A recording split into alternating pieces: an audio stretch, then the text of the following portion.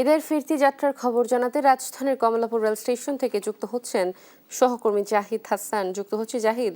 আর ট্রেনে ঢাকামুখী মানুষের চাপ কেমন দেখছেন এবং এই যাত্রায় কোনো ভোগান্তি পোহাতে হচ্ছে কিনা তাদের কি বলছেন আসলে তারা জানাবেন।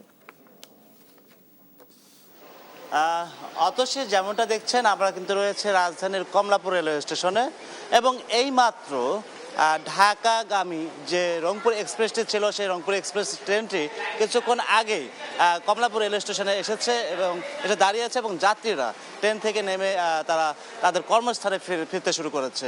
ঠিক দীর্ঘ একটা এদের 7 দিন ছুটির শেষে ঢাকায় ফিরতে শুরু করেছে যাত্রীরা এবং যে আমার পাশে যে ট্রেনটি দেখতে পাচ্ছেন যে এটি রংপুর এক্সপ্রেস। গতকাল রাত 10টার দিকে এই ট্রেনটি রংপুর থেকে ছাড়া হয়েছে এবং একটু আগে ট্রেনটি ঢাকার কমলাপুর রেল স্টেশনে এসে ভিড়েছে।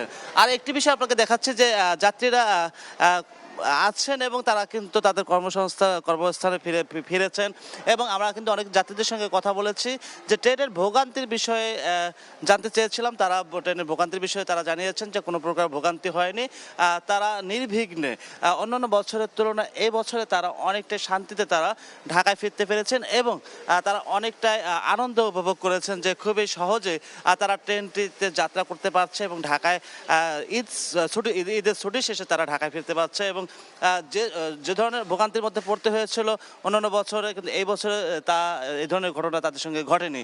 দেখছেন যে ট্রেনটি দাঁড়িয়ে আছে এবং রংপুর এক্সপ্রেসটি কিছুক্ষণ আগে অনেক যাত্রী এখান থেকে এখানে নেমেছেন এবং তারা কিন্তু ঢাকায় ফিরেছেন এবং তাদের কর্মস্থানে ফিরেছেন। যেমনটা দেখছেন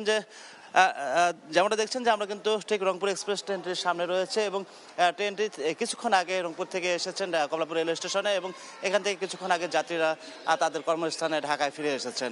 অথচ এই ছিল এখনকার মতো রাজধানী কমলাপুর রেলওয়ে স্টেশনের ফিরতি যাত্রীদের সর্বশেষ। এই নিয়ে